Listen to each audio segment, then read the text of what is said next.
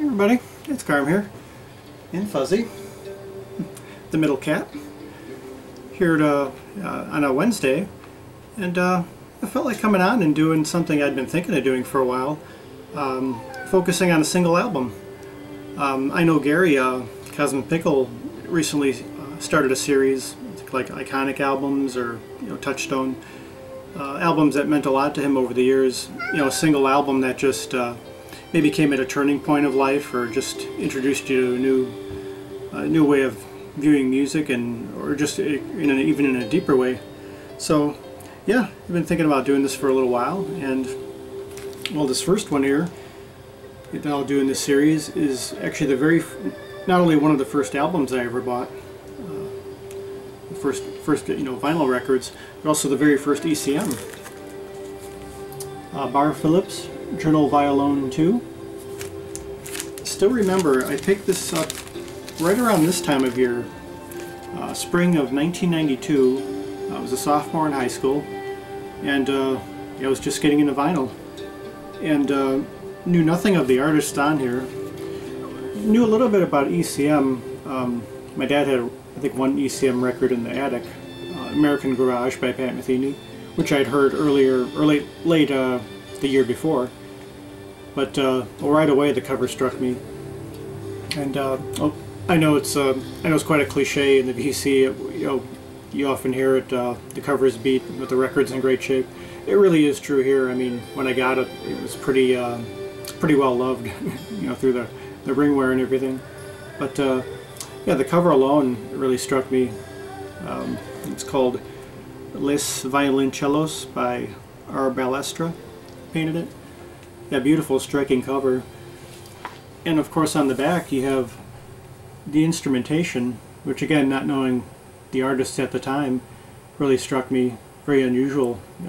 Barre Phillips on bass, and John Sermon on saxophones, bass, clarinet, and synthesizer, and Ina Kamanis on voice, who Gary mentioned in one of his videos, spoke at great length, someone I didn't know a great deal about.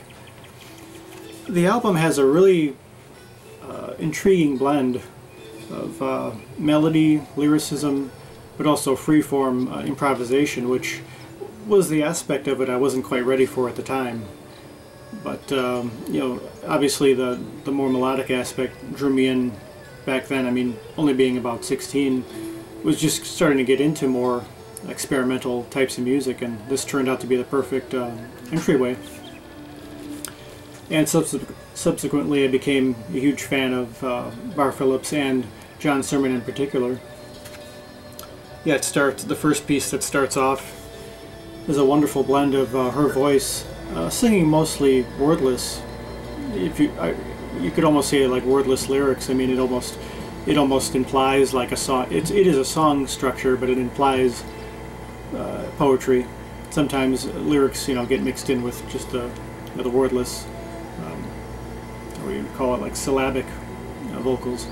But yeah, very beautiful blend of her voice and the soprano saxophone and Barre's bass lines. And other times her voice just kind of floats in and out of the piece, with the other two kind of improvising around it. There's a piece here dedicated to Aquarex Aida, who I believe is a Japanese music promoter, a real champion of a lot of this kind of music, and the improvisational music in general.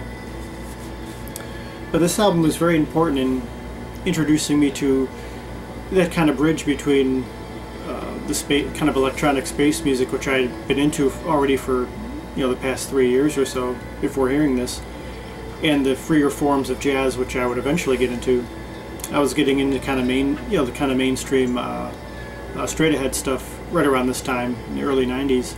But this turned out to be like a perfect bridge, both impressionistic and expressionistic, often at the same time, and I think really characterizes ECM's.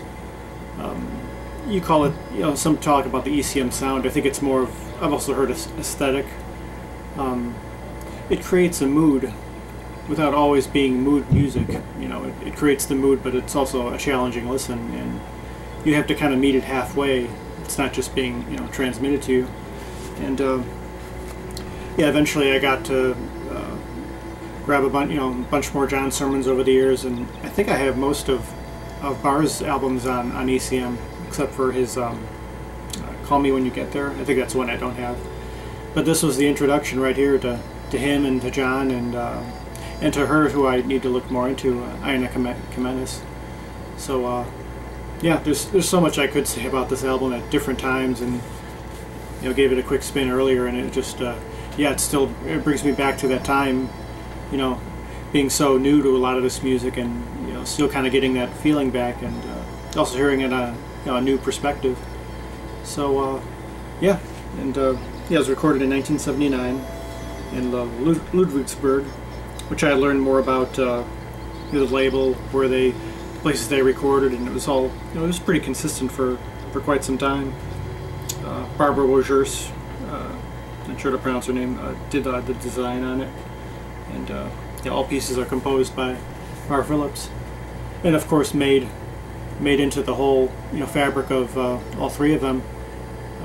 Just a beautiful album, which I would highly recommend if whether you're new to ECM or not. If you haven't heard this, I mean, it's a great intro to all the artists, and yeah, just a great representation of modern music, which isn't easily classifiable, which I think is a hallmark of the label and of the artists. So yeah, that's about all I could really say about it for this time around. And yeah, I'll do this every now and then with a different album. There's quite a few albums over the years that have had a different effect on me, and just kind of changed, offer at least a subtle change in perspective of music overall. So yeah, yeah, for Fuzzy and myself, thanks for watching, and I hope to come back. I have been going through some other ECM, so I'll try to come back with with more of them, and yeah, just vibe a little more. So hope we're all well. Until next time, peace, love, enjoy.